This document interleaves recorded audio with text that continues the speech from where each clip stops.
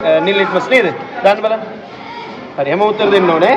හරි නිල් ලිට්මස් රතු වුණා. කවුද එහෙනම් එයා? අම්ලයක්. නිල් ලිට්මස් රතු කරේ අම්ලයක්. නිල් ලිට්මස් වෙනස් වුණාද? නෑ. අපි දන්නේ නැහැ. තියන්න බලන්න.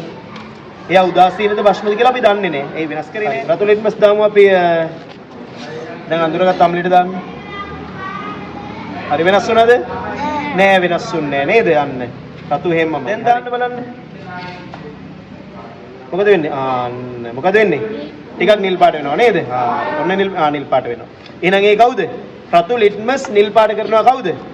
බෂ්මය. pH කඩදාසිය මොන පාටද? කහ පාටයි. එයා දාන්න බලන්න. එයා දාන්න අඳුරගත්ත අම්ලෙට දැන් අපි. අම්ලෙට දාන්න. right. බලන්න පාට. ලස්සන රතු පාටක් වගේ වුණා. එහෙනම් මොකද්ද? තහවුරු වෙනවා එයා කවුද? අම්ලයා. කියලා pH කඩදාසි රතු පාට දෙන්නේ අම්ලත්. හරි දාන්න බලන්න බෂ්මෙට. දැක්කද? pH කඩදාසි දම් නිල් පාටක් දෙනවා කවුරුත් එක්කද? බෂ්මත් එක්ක. බෂ්මත් එක්ක. pH කඩදාසිය වතුර ටිකක් දාන්නකො. pH කඩදාසියක් ගන්න. හරි. මොකද වෙන්නේ? අන්න pH කොළ පාට වෙනවා උදාසීන ද්‍රව්‍ය එක්ක නේද? හරිද වැඩේ?